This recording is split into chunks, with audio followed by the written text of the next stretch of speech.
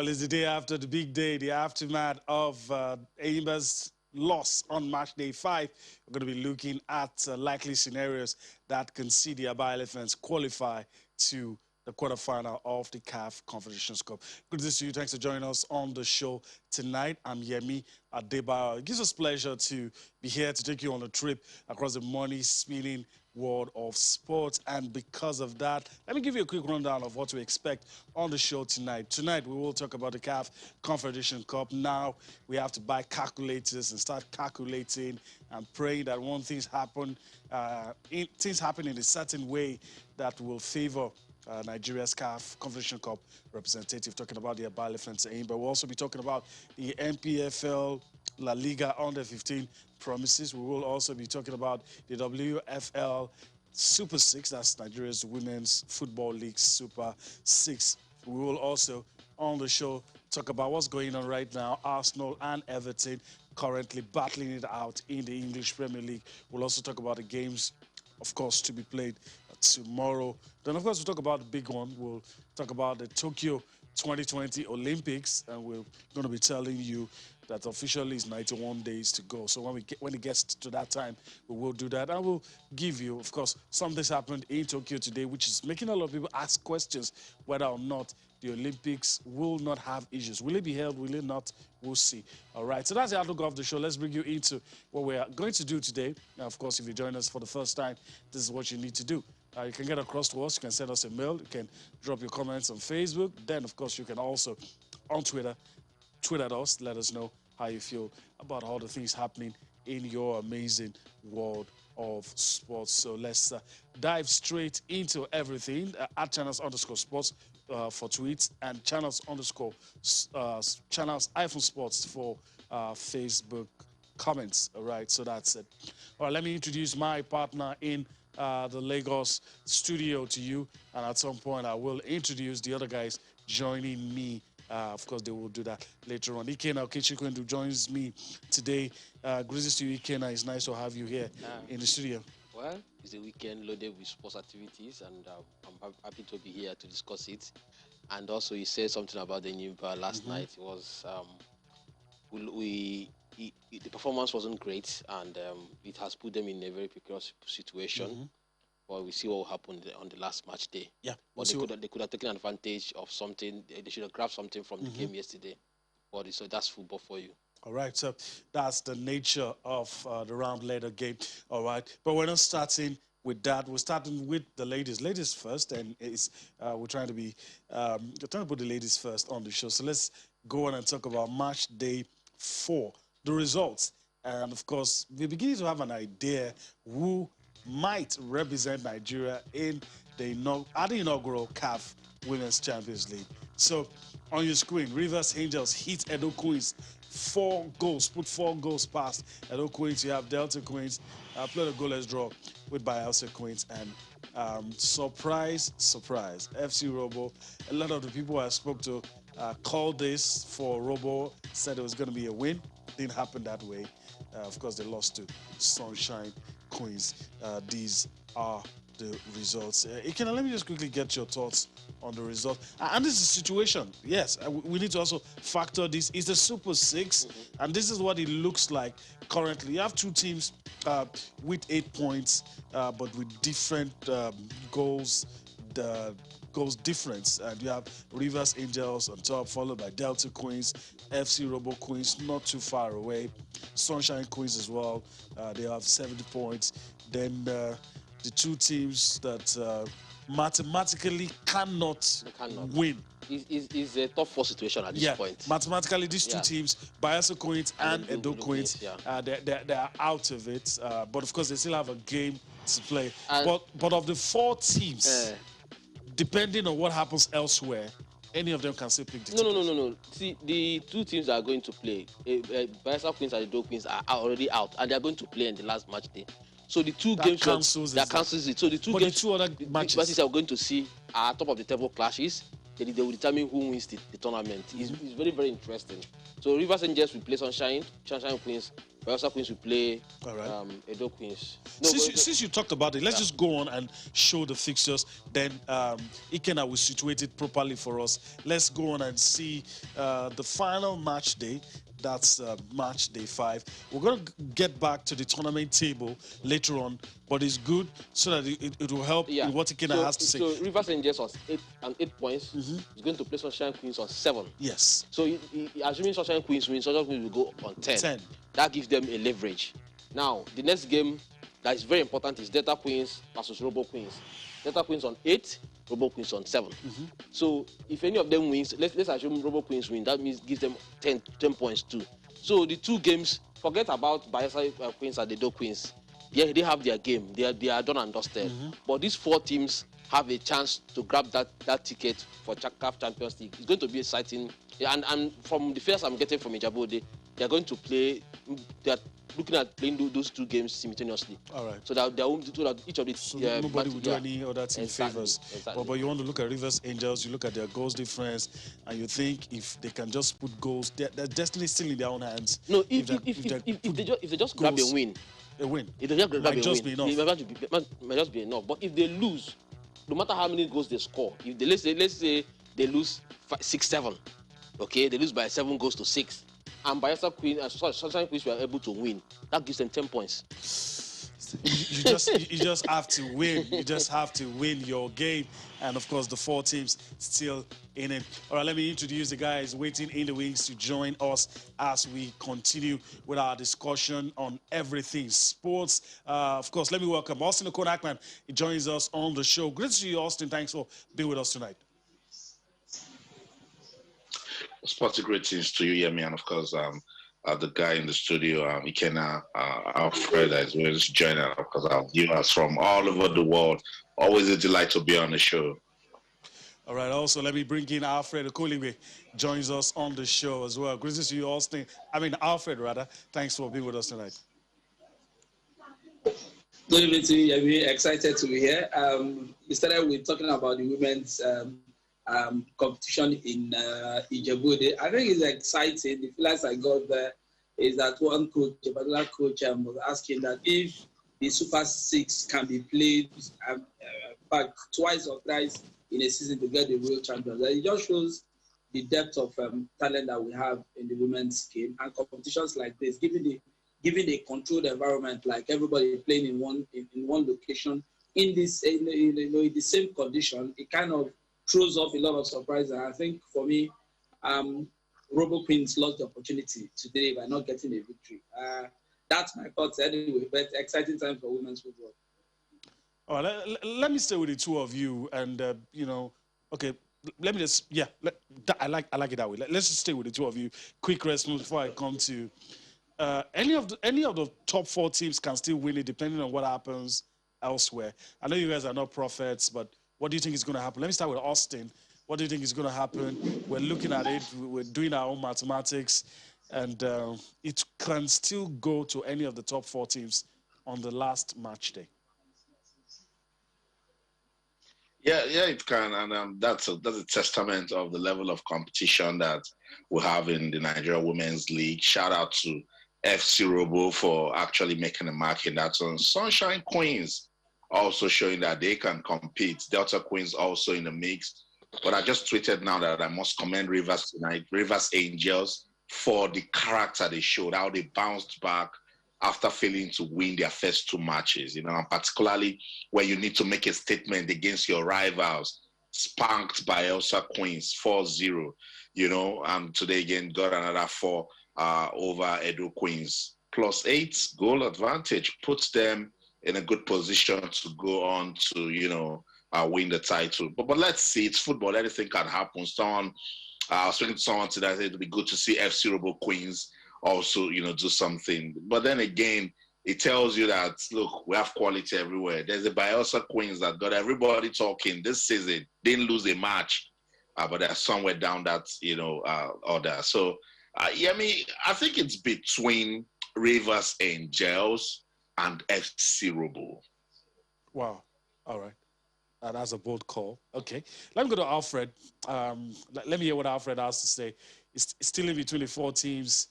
I know you're not a prophet, you're not a witch doctor, but look ahead and tell me who you think will get that ticket and represent us at the inaugural CAF Women's Champions League.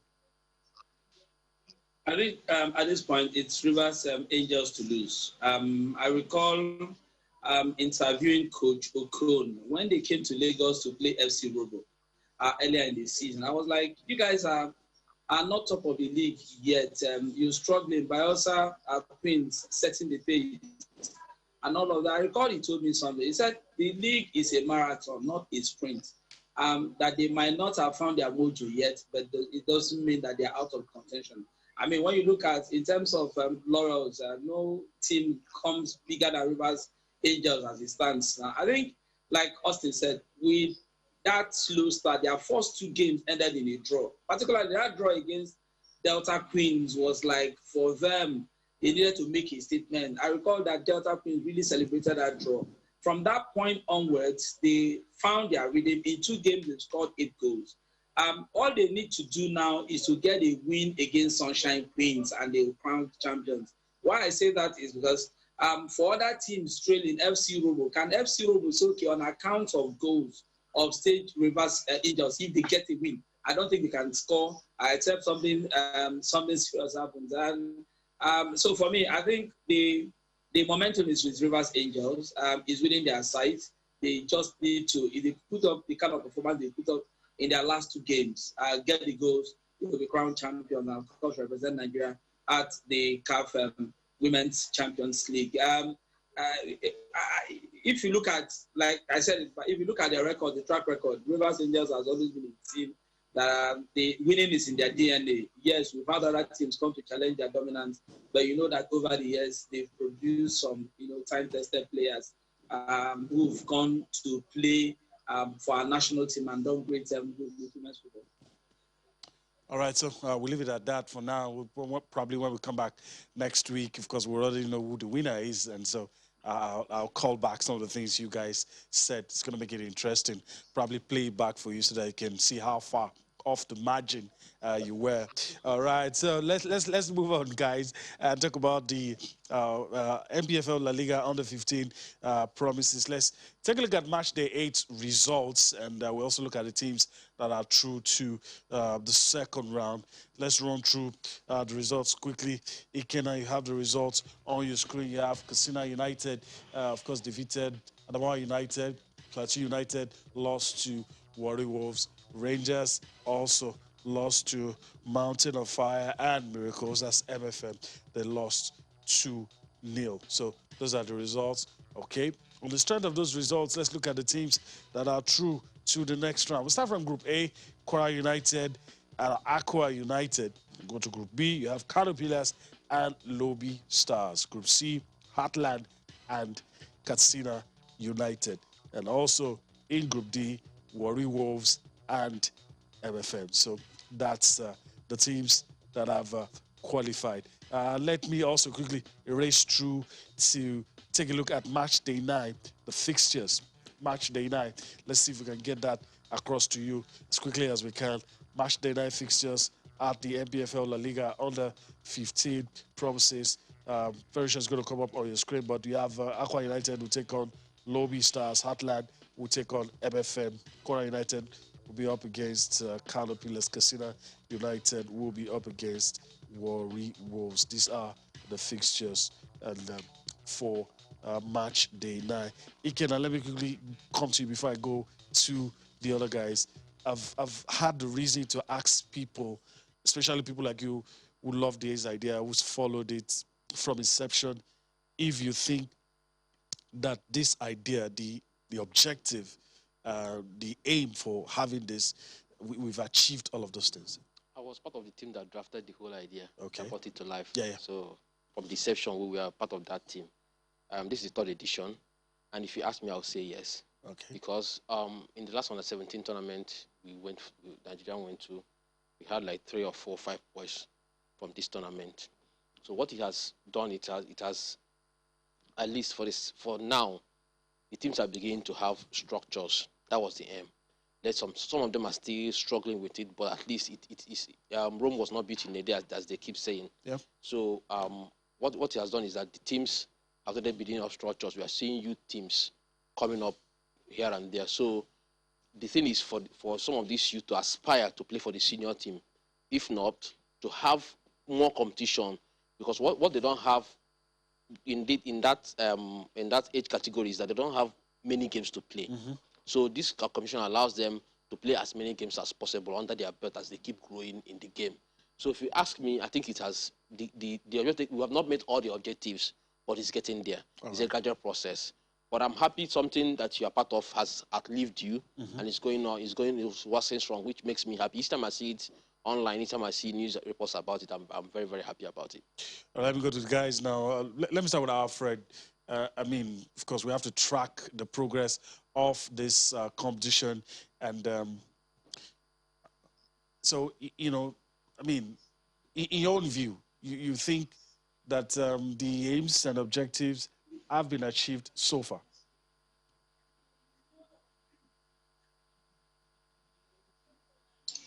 I think it has story and tell the stories of this competition. I know that there are two exciting players. One of them, Ebuka, when the event came to Lagos, that was like 2 years ago, promising player, went on to join the national under 17, under 15, under 17 team and the rest of them. I mean, when I say club should take possession, make this their story, is for them to really tell us how it has really impacted the growth, the development program, the project that they have in the club in terms of age group competitions, how well these guys have come through, how maybe one or two of them have been given opportunities in the first team, maybe to train with them and the rest of them. Let it not look as if when competitions come like this, clubs will go out there and get boys to play and call them their under 17 or under 15 setup as it were, bring them to tournaments like this. And after this, and nothing happens, like Ikenna did mention. The challenge at grassroots competition is, at grassroots level, is that getting enough competition, tracking the progress of this competition. Some of them, you'll be shocked to know that the reason why they play this competition is for maybe attract the interest of one or two agents. They might not even have it at the back of their mind to play for the senior team. Perhaps the setup does not give them really feel belongs to the parent team setup. They just feel they are not part of it. Perhaps they just brought in to play this competition and exit. So the club should just take ownership, tell us who these players are, how they progress, how many competitions they have played, how many clubs they played, the prospect of them playing in the first team. I mean, with that, we'll be able to know how this is about in all fantastic ideas. We've seen some fantastic football being played. Saw some of the goals online. These guys have really shown that they can play football. Like I think it was Luby coach said that they didn't come to the competition to win. They came to see how many of the players who will be selected in the national under 15 or under 17 setup. That to get one or two players into that system will be a huge success for them. I think that is something to really aspire to. All right. And so for these young lads, congratulations to them. Hope that in the years ahead, we'll be able to say, okay, this competition really produced the stars that we really want to see in the MPFL. All right, let me go to Austin before we go on a break. Austin, you listen to Alfred talking about a couple of things, you know, that could be done. So if someone asking you for tweaks, what are the areas you like to see tweaks? So you have the opinion that, you know, for the mere fact that we are having this in itself is progress. Tweaks, respect the objectives of the competition, use it as a model to fight age cheats, because there are questions about some of the kids that are playing at that competition. Let it truly be for progression. Let the clubs use it to motivate themselves to invest more on grassroots development. We can struggle to count clubs in the country that have got feeder teams, you know. Use this now to say when they come back, give attention to football at that level, you know, and it's not difficult. Just whatever you're doing, since most of the clubs are state-owned, put it part of your program. You know, monitor their progress, go to schools, encourage kids. But most importantly, if it's for progression, Yemi, then we should stay true to the objectives. If it's under 15, let it be under 15. I remember we've got La Liga in this partnership, so let's not embarrass ourselves. It's time to talk about the CAF Confederation Cup, but first, let's start with what happened yesterday, Group A results. That's where we're going to start from, and a lot of people have said it was an opportunity missed by the Aba Elephants, losing that game. It was a game that they didn't play so well, but had a couple of chances. The outcome could have been different. And so you have it on your screen. You have Al Ahly Benghazi putting a goal past Enyimba, and Orlando Pirates played a goalless draw with Eton Setif. And so that's the situation across Group A. But to help you understand why it appears like Enyimba's destiny is not in their own hands, you need to see the standings in Group A. And so let's see the standings. The guys are waiting. They'll give us their opinion on what happened. But let's quickly see how it looks in Group A. These are the results. At some point, we'll have to come back to it. But first, let's just see the standings. Who's on top of Group A? You have it, Orlando Pirates. It's been a good campaign, in my own opinion, for Orlando Pirates. Probably the only blip was not taking their chance winning that last game, but they've not lost. They've not lost, and very, very important. Ahly Benghazi climbed on top of Enyimba. They're now in second position, and of course, Enyimba in third, Eton Setif in so many scenarios in all of this. You need a lot of... Even Orlando Pirates could be dragged down if they're not careful. But let me get your thoughts before I go to the guys. Do you think yesterday was a chance missed, especially because Orlando Pirates didn't win? Yeah, remember when I was in the studios and we were discussing about Enyimba versus Setif versus Enyimba. That second leg match, the fourth game of the group. I tell you, I was scared. I was scared because if they don't get anything from that game, they'll be under pressure to get something from the Ahly Benghazi game, and they might not get anything. Then they'll be under more pressure against Pirates.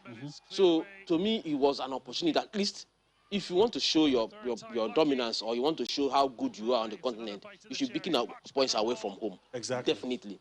So like Pirates, even Setif themselves are even bottom of the table, have picked a point away from home. Or you understand? So that's the way you should go.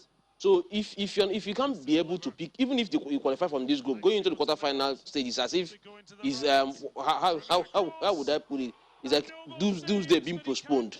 So I was quite disappointed yesterday with the result. I feel that Ahly Benghazi team isn't a team you should listen to or be scared of when you go away from home. You have some international players for Enyimba, but at least you should make something out of it. That's how I feel about it. It's quite a difficult situation, but maybe when we get to predictions, I can say something about it. Yeah. All right. Let me go to the guys. Let me start with Alfred. Let me start asking Alfred. I mean, you're seeing the pictures, and Alfred, how disappointed are you that Enyimba didn't leave Benghazi with something? Well, I would say it is disappointing because the CAF Confederations Cup is somehow these days I'm beginning to have this feeling that we'll make it to the group stage is enough compensation. It's enough to keep our coefficient really high and get 4 teams on the continent, because the ambition or perhaps maybe the mentality, there's something seems not to be working well for us mentally. When I say us, I mean for every team that representing us on the continent lately. Enyimba, we're expecting at least one of the away games, pick something from this.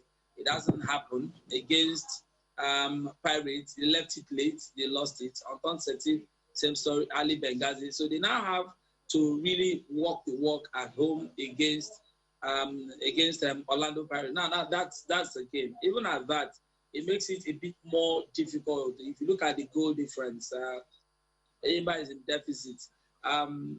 Pirates seem to be a lot more comfortable in terms of the goals. Perhaps maybe head-to-head might just be the difference. but they need an all-out victory in this game. Really disappointing that they've not been able to pick points on the road. And if you want to win a tournament or you want to progress in a tournament like this, taking the opportunity to get something on the road is important. That they've not been able to do, and it's so disappointing. All right, I agree with you. Let me go to Austin and get his own thoughts on this one. I think the last time we had a discussion, what we said was that Enyimba has to get something from their travels. It hasn't happened, and you struggle to see how they can salvage the situation. Pretty disappointing, yeah, maybe because if you take a look at that Group A table, they have the most number of losses, 3. And if you look at how they've been away from home, you shake your head, because I thought they had a chance last night against Ali Benghazi. We've always said it. Take your chances, avoid silly mistakes. There's just something about Enyimba's defending, both home and away, like without purpose. You see them push, they shove, they run at their opponents. So like there's no referee that's going to book you. And every time they're getting booked. So there's just some level of indiscipline in the team that Coach Fatai Ocho needs to, address. They have everything to play for against Orlando Pirates, because if you look at Orlando Pirates, I think they've just been, in some way, been unfortunate, because 2 wins and 3 draws. They're yet to lose a game in 5 matches. Mm-hmm. So they're going to come all out against Enyimba in Aba on Wednesday. And if they go and look at particularly even the game against Ali Benghazi in Aba, you can count some of the mistakes that Enyimba made, particularly in terms of going forward and defending right after they get the lead. All right. So just wish them well. I hope that they put themselves together, because you can now tell that a lot is affecting this team. It's not just the play on the pitch. We need to do more in terms of managing our football clubs in Nigeria. Okay. Let's not even start getting into the story of how they played that game yesterday, how the late arrangements. Yeah. This is the CAF Confederation Cup. This is Enyimba. This is a powerful brand when you talk about football in Nigeria and Africa. Shouldn't be hearing the things we're hearing about Enyimba. When did we start talking about Simba? I was having a discussion with a colleague today. When did we even start hearing about Mamelodi Sundowns? Before, in South African football, if you want to call 2 top clubs, you call Kaizer Chiefs, you call Orlando Pirates. But clubs are beginning to do well. So we must do well in Nigeria. Yes. We must give attention to managing our football team, so that when we do it right outside the field, we'll get it right on the field. Okay. All right, guys, stand by. I want to quickly do this before we move on. We're going to put back the Group A standings. As it stands, depending on results elsewhere, all the 4 teams can still qualify. As it stands, mathematically, that is. But for Orlando Pirates, all they need is a draw. But even for Orlando Pirates, carelessness can cost them. That is why I'm scared for Enyimba. A lot of people are saying, they'll bring their second string side. They know that if they're careless with this game, it could happen. Yeah. The only disadvantage for Enyimba is the goal difference situation. But I'm going to give you a minute. It can possible scenarios that can see the Aba Elephants go through when you look at the match day 6 fixtures. I'm going to do that with Austin. I'm going to do that with Alfred, as if we leave this little matter.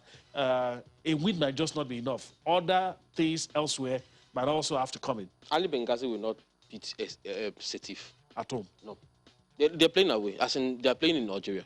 Yeah, they're not going to beat Setif. There's no way. The worst scenario is a draw.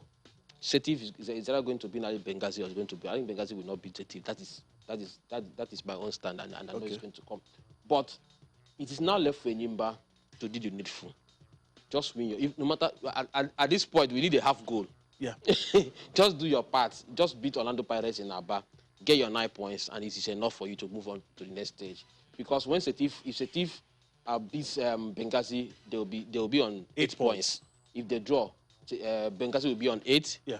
Pirates will be on 6. So anyhow, I can't say you're wrong because of your opinion, but we have to let the viewers know if Benghazi wins, it doesn't matter what Enyimba does. No, it doesn't matter what Enyimba does because it will be on 10 points. As long as Benghazi wins. Yes, they'll be on because of goal difference between. Yeah. I don't know whether head-to-head counts in CAF. It likely will. So if it counts, if Enyimba beats them, if Enyimba beats Orlando Pirates 2-0, Enyimba might put you. Okay. Head-to-head. If head-to-head counts, yeah. So that's the fixture. That's what Iken has been making reference to. Eton Setif hosting Ali Benghazi, and Eton Setif still thinking they might. If Orlando Pirates beats Enyimba, Eton Setif wins, they qualify. It's as simple as that. Yeah. It's as simple as that. But let me go to Austin. I don't want to put you in this situation. Enyimba has made us to bring out our calculators, and that's where we are at this moment. And yeah, we have a job to do. So what are the likely scenarios that can make the Aba Elephants qualify, and what do you think might eventually happen? Because it's one thing for those likely scenarios to be able to take them through, is another thing for them to be able to do those things, and other things elsewhere favor them. I think they owe their fans a win against Orlando Pirates. Just come, stay focused, win that game. Correct all your mistakes. When I say correct the mistakes, whatever it is that officials of the clubs are not doing well, I just know something is wrong, because you can tell that the players are a bit distracted. They don't have their eyes on the prize anymore. And it will hurt us more if they get out of this group and then they go and mess it up in the next phase of the competition. But first thing first, beat Orlando Pirates. Come out and play impressive football in Aba. Prove a point. Because out of the 3 away matches that they lost, the one that you can give them a little bit of thumbs up is the one they played against Orlando Pirates. Yes. I thought they were even unfortunate not to have gotten a point from that one. So win. Now, let the pundits and analysts do all of these permutations, analysis. Enyimba, stay focused on the game. Keep your eyes on the prize and know that there's a bigger prize awaiting you. Just go ahead, beat Orlando Pirates, have your 9 points, fold your hands, and then find out what happened in the other matches. Okay, all right. That's a good way to look at it. Alfred, what's your take? Likely scenarios that could make Enyimba qualify and possible outcomes. I think for me the challenge is why I'm a bit scared is the South African team has played 5 matches and they remain unbeaten. That is one record. Big games, 3, we lost all 3, and so our Pirates have shown that they are good travelers, and that is something that I know that every battle between Nigeria and South Africa on the field of play is not just an ordinary game. And so they want to come here to prove a point. But you can always take the lessons that Rivers United have shown us this season. I think they played a certain Blue 14 Celtic from South Africa. They beat them home and away. Even though the second leg was taken to Benin Republic, it just shows that there's a level of superiority. Enyimba themselves, they've considered in every game they've played in the group stage of this competition. That's not a good record. It just shows that they are, like Austin said, a bit vulnerable at the back, and that is one perhaps maybe change in the armor that Pirates will want to take full advantage of. But trust me, the Enyimba Stadium in Aba is not an easy ground to visit for any, and visiting teams know this. They might concede, but somehow they find a way of scoring. On the flip side, one of the minors for Enyimba is that the Austin Oladapo is out of this game because of 2 yellow cards. But the likes of Anayo Iwala, Sawa Kadri and others are available for this one. Hopefully, they don't let their guards down. They've won their 2 previous games. They need to win the most important one, which is the next one. Win this game against Pirates, and I think they would have done enough to qualify. Okay, all right, we'll leave it at that, and hopefully the Aba Elephants, that's talking about Enyimba, will get a job done. Let's go to England now. I'll give you the situation report from the Emirates, and after 82 minutes of football, Everton a goal up. Let's start with that. We'll get to the fixtures later on, but let's start with that. the situation report. Let me go to Austin. Austin has been trying to talk to us and at the same time monitor what's going on at the Emirates. And so that's the situation report. 82 minutes of football played, and it appears like this is going away from the Gunners. Austin, your thoughts? It looks like for all the possession and everything, Arsenal might not be winning this one. An own goal from Leno has given the Toffees the lead in this one. Let me get your thoughts quickly as we look at other games. Yeah, disappointing for Arsenal and then Leno in not dealing with that one. So Everton 1, Arsenal 0. So the Gunners must push again. This will make it the 5th time Arsenal is conceding first while playing at home. And they needed this game like never before. And when I saw the lineup and there were no regulars, no Aubameyang, no Lacazette, some of the key players, you look at the bench, the options are few. You start wondering how Arsenal can go on to win this one. But hey, it's football. They will keep fighting to see how they can level this up. But it's also been a match of VAR making a decision, penalty or no penalty. I think there was a time, 58 minutes, when Mason Allgate came so close to scoring an own goal, but it didn't happen for Arsenal. So that's the situation. It's Arsenal 0, Everton 1. All right, so that's it. Let's talk about the games to be played over the weekend. Let's stay with you, Austin. I want to get your take on this one quickly. Let's look at the fixtures for the weekend. Liverpool will take on Newcastle United. West Ham will take on Chelsea. Sheffield United will take on Brighton. Wolverhampton Wanderers will take on Burnley. Leeds United will take on Manchester United. Aston Villa will take on West Brom. These are the fixtures in the English Premier League. All right, Austin, let me get your thoughts on this one quickly in a minute or two. The games you think we should look at. I'll get the thoughts of the other guys. Then we address the big one, the League Cup final between Manchester City and Tottenham. But for those games that we showed on screen a while ago, in a minute or two, what are the things you think we should look out for? Don't take your eyes off the London Derby. I mean, and that's a match to look forward to. Chelsea 4th on the log, West Ham 5th on the log. David Moyes have told his team, keep your eyes on the prize, prove a point, bring Champions League to this team. And I'm sure they're going to push, give everything that they have in that one. Thomas Tuchel, on the other hand, has brought some level of stability to this Chelsea team. And so Chelsea, I'm beaming with some confidence. Let's see what they can do.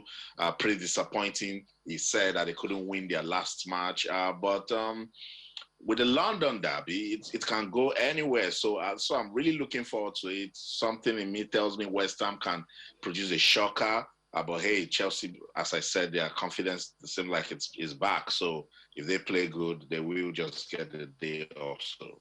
All right. Alfred, your thoughts quickly?